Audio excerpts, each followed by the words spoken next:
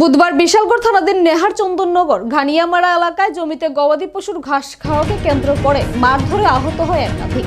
পরবর্তী সময়ে অগ্নিনির্বাপক দপ্তরের কর্মীরা খবর পেয়ে আহতদের উদ্ধার করে মহকুমা হাসপাতালে নিয়ে যায়। আহতরা হলো নারায়ণ দাস, সোমা দাস, মামন দাস এবং সজল মালাকার। মহকুমা হাসপাতালের কর্তব্যরত চিকিৎসক প্রাথমিক চিকিৎসা করার পর আগরতলা জিবি হাসপাতালে রেফার করে দিয়েছে। ঘটনার খবর পেয়ে মহকুমা হাসপাতালে তড়িঘড়ি পৌঁছায় বিশালগড় থানার পুলিশ। তবে মারধরের ঘটনাকে কেন্দ্র করে নেহার চন্দননগর ঘনিয়ামারা এলাকায় উত্তেজনা পরিস্থিতি কায়েম রয়েছে।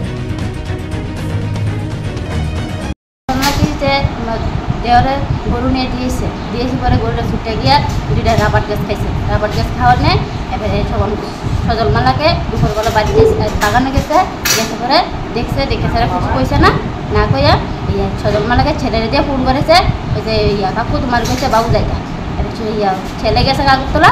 এবারে সজল মালাকে ফেরে মারছে পরে মারুন আগে কইছে ভাই আমার যদি দুইটা গাছ খেলেছে আমি জরিমানা দেবো। জরিমানা কিছু কইছে না কইয়া ফেরে মাসে করে নফের হয়েছে আমরা গিয়ে দুপুরবেলায় আমার হাজবেন্ডে বাড়িতে আনছি এনে সেরে ঘুমাই যায়। ঘুমের থেকে আর চিল্লা ফেলা কোথাও পাওয়া ব্যথা, মাথা ব্যথা, হাতে ব্যথা, আমরা ডাক্তার কাছে নিছি। ডাক্তার কাছে নিয়ে থানা দিছি, থানার থেকে বাড়িতে গেছি।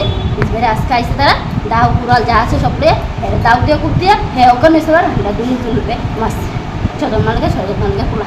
কোন জায়গা থেকে ঘটনা? কনিয়ামারা। জানা মাসে তার নাম কি? সজল মালাকা আর অন্তু মালাকা।